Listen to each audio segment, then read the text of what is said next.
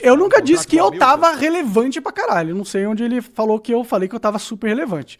O que o pessoal da internet falou, e ele deve estar usando algo que outras pessoas falaram e tá colocando como se eu falei, é que eu já tinha uma grande fama naquela época. Eu tinha uma grande fama, eu era muito conhecido. Eu era muito mais conhecido que o Igor, apesar de o Igor não estava, tipo, mal das pernas. Mas é porque você chegou quando era mato. Chegou quando era mato. O Igor, eu vim saber do Igor por causa dos jogos de... como é que é o nome? Os piratas lá. Ele era. Os piratas. Ele era um dos caras que trabalhava junto com o David Jones. O David Jones era. Tinha vários caras que trabalhavam junto com eles. Um desses caras era o Igor. Mas em questão de relevância na época, eu era muito mais relevante. Mesmo que eu estava numa fase ruim, eu cheguei a ser muito mais conhecido que o Igor. Sim, muito mais conhecido que o Igor. Sim. Menos. Quando a gente foi preparar a sala do Flow, inclusive, que ele diz que ele pintou inteira, ele deve ter esquecido do que a Mariana fez, do que o Gian fez, do que o meu pai fez. Eu pintei a sala. Da vez que a gente foi buscar eu, ele e o Gian as cadeiras lá no Santos Clube, ou da vez que eu fui com ele lá em Santa Felicidade buscar a mesa, que a gente tem, inclusive, até hoje aqui embaixo. E esse quarto estava livre porque a ex-namorada dele foi embora e ele deu os móveis que estavam lá dentro para ela. E aí, cara, a gente fez na casa dele porque era assim que tava se desenhando a coisa. A gente não precisava alugar um lugar, entendeu? Tinha um quarto livre na casa dele. E em relação aos convidados, como eles chegavam ao programa, cara, o primeiro convidado de todos foi o Drizzy, que é o meu amigo, que foi quem fez eu ir morar em Curitiba, né? O primeiro episódio que a gente conseguiu ter uns números bem interessantes foi o Rafael Lima, do Ideias Radicais, que eu conhecia. Sim, eu lembro desse episódio. Tinha um amigo em comum. E um pouco mais pra frente o David Jones também, foi, acho que o último episódio que a gente fez em Curitiba, que também funcionou. Então dizer que eu não agreguei em nada, isso que eu tô citando 3, dizer que eu não agreguei em nada... Bom, pausa, eu nunca disse que ele nunca agregou em nada. Isso aí eu nunca disse, né? Sempre falei que ele trabalhou, ele ajudou. Foi, não sei, tipo, quiserem fazer um corte, aí o pessoal que vai cortar esse vídeo e colocar a parte que fala, não, o Igor trabalhou, ele ajudou. Eu falei isso. Eu nunca disse que ele não fez nada. Que dá pra dizer sobre o Flow. Era tudo equilibrado. Eu fazia algumas coisas aqui, ele fazia algumas coisas ali, e isso nunca foi uma questão ao longo dos anos, enquanto a gente estava trabalhando junto. Então vamos lá. Falar que o Flow começou porque o Monark foi me buscar na minha casa, ele me escolheu, etc, não sei o quê, não faz nenhum sentido, já tá explicado aqui. Falar que o Monark financiou o Flow todo com o dinheiro dele também é uma distorção da realidade. O que não falta é testemunha. E essa relevância que ele Bom, eu não disse isso. Nessa época, eu não disse isso, que eu financiei tudo sozinho. Talvez ele esteja confundindo os períodos, porque lá em 2013, realmente o Monark era o maior youtuber do Brasil, ele perdia em números pra galinha pintadinha só, né? Só que depois ele começou a fazer uns vídeos que começaram a não ressoar com a galera que estava inscrita no canal dele, e os vídeos não funcionavam mais, e ele parou. Então ele virou uma memória para os outros youtubers que faziam, por exemplo, vídeo de Minecraft, que foi uma outra leva no YouTube, que era a galera dos gamers. Então assim, o Monark voltou a ser o Monark quando o Flow deu certo. O ponto aqui é o seguinte, ele não fez sozinho. Isso é verdade. Não, né? Não é que eu voltei a ser, tipo, ó, beleza, eu não tava com... Você voltou a ter uma relevância forte quando o Flow vira o Flow. Com certeza, eu tava num momento da minha carreira que eu estava passando por uma fase de transição. Eu comecei a assistir o Flow por sua causa, porque eu lembrava do Igor vagamente dos episódios dos Piratas, porque na maioria das vezes era só a voz, né? Não tinha a carinha deles. Uhum. E o Igor também tinha uns vídeos de... The King of Fighters? Isso. Pode crer. Eu não sou tão fã de The King of Fighter, mas ele aparecia na minha timeline. E ele joga bem jogo de luta. Já pra caralho. Já você, eu tinha a lembrança de você ser do Minecraft, de você ser do videogame, certo? Fátima Bernardes e tal. Então, eu era bem conhecido. Mas aí, tipo assim, eu comecei a assistir o Flow porque eu vi como se fosse você mais velho. Pode crer. Vamos dizer assim, tipo, foi a minha visão de caralho, mano, esse maluco envelheceu e tá com as ideias legais. Tipo, mais ou menos isso, tá ligado? Não, legal. Sim, tipo, claro, o Flow foi um boom de relevância pra mim e com certeza pro Igor. O que chegou pra mim foi o Ideias Radicais e o Léo.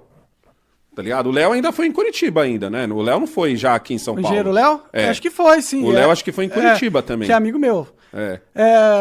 Conhecido meu, tá? Ele me ajudou. O Léo, inclusive, me ajudou na época do Console Jogos Brasil. Ele deu uma força pro meu vídeo e me ajudou a bombar os vídeos de Minecraft.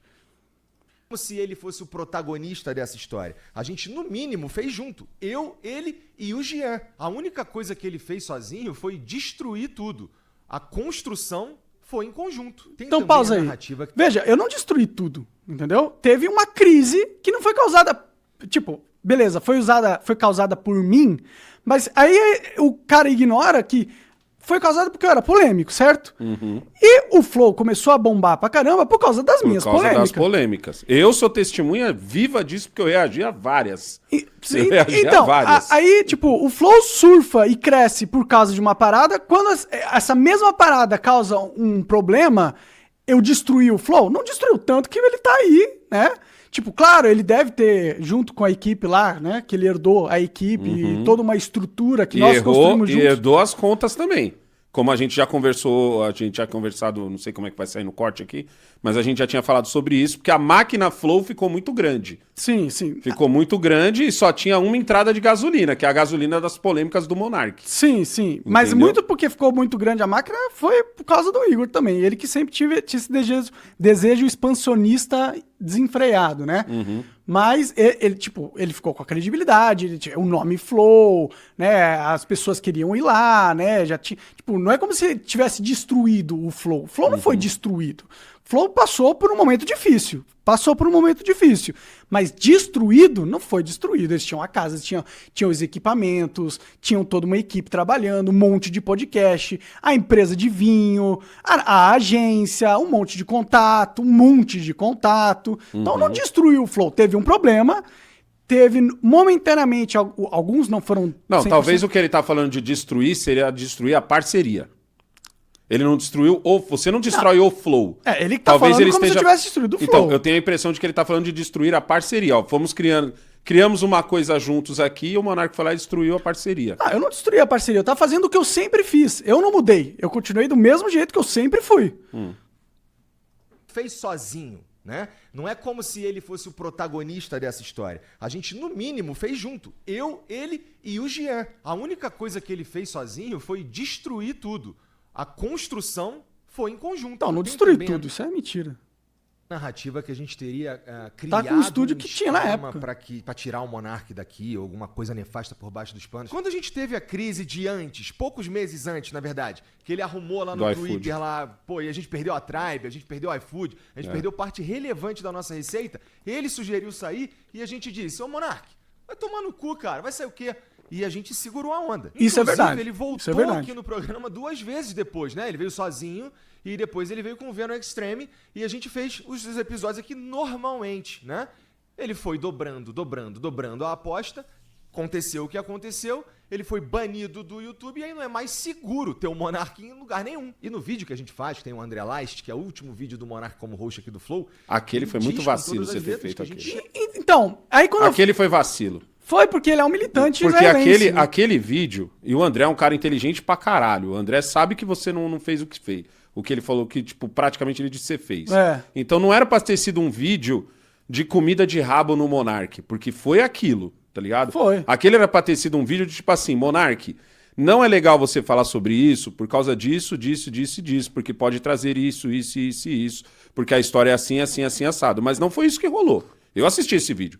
Aquele foi o vídeo de tipo, traga o Monark aqui, vamos bater no Monark aqui, tá ligado? Exato. E isso não foi legal. E quando eu falo que eles estavam tentando destruir, me tirar da empresa e tudo mais, era eles uma galera, tipo a Globo, uma agência de inteligência, um monte de gente, os esquerdistas, um monte de influenciador não queria que eu fosse no Flow. O que o Igor fez foi ceder às ondas dos meus inimigos e ficar junto com eles, entendeu? É isso que ele fez, entendeu? Agora, se ele tava com um planejamento pra me tirar do Flow desde o começo, não. O que eu acho é, ele cedeu à pressão e se uniu aos meus inimigos pra... Mas você não nega que é uma pressão forte pra caralho. Não, eu não nego. E que ela já vinha, é uma onda que já vinha, mas chegou de tsunami. Veja, eu assinei o contrato e deixei tudo na mão dele, porque eu confiava nele, certo? O que me deixou puto, que me veio fazer, eu vim fazer esses vídeos e falar, é porque ele não quer cumprir o contrato e não me responde, entendeu? O que eu achei filha da putagem, e é uma filha da putagem. Sim. Né? Então, se não tá pagando, é. Porra. Chegou numa conclusão, né? E que ele fez parte disso. Então eu não tô entendendo essa de um complô pra tirá-lo daqui. Lembrando aqui... Existia um complô pra tirar eu do Flow. Que existia um complô. Entendeu? E o Igor cedeu a esse complô. Esse é o fato. o Flow Podcast, tá bom? A gente teve muita repercussão em tudo quanto foi lugar. A gente teve tweet de presidente do Brasil. A gente teve tweet do ex-presidente do Brasil. Teve cobertura na mídia, na grande mídia. Teve no Jornal Nacional, né? Todo mundo fez react. Teve jornal do mainstream. O que tá acontecendo com o Cazé agora. Não, bem pior, bem pior. Não, sim, mas tipo, a orquestração é meio parecida com o que tá acontecendo com o E é Cazé. uma orquestração organizada. Organizada. Pela militância corporativa. Que queriam me destruir. Tudo isso documentado na internet. Não precisa acreditar em mim, é só você ir verificar tudo, tá bom? Dá uma olhada no que estava acontecendo em 2022 na internet, você vai verificar tudo isso que eu tô dizendo. Acabou o Flow ali, a gente perdeu 100% de tudo que a gente tinha. Então a gente perdeu contrato para fazer transmissão de futebol, a gente perdeu o contrato de patrocínio, a gente perdeu a monetização de 7 canais, tá? Então não tinha mais Flow, ali acabou. Essa que é a verdade. Então pausa. É uma verdade. Tipo, acabou o Flow nessa estrutura gigante, certo? E veja, eu não quero nem discutir. Foi um cancelamento planejado, feito por meus inimigos políticos, que eu tinha muito, e isso aconteceu. O Igor estava envolvido nesse cancelamento? Não, mas ele cedeu para esses caras, entendeu?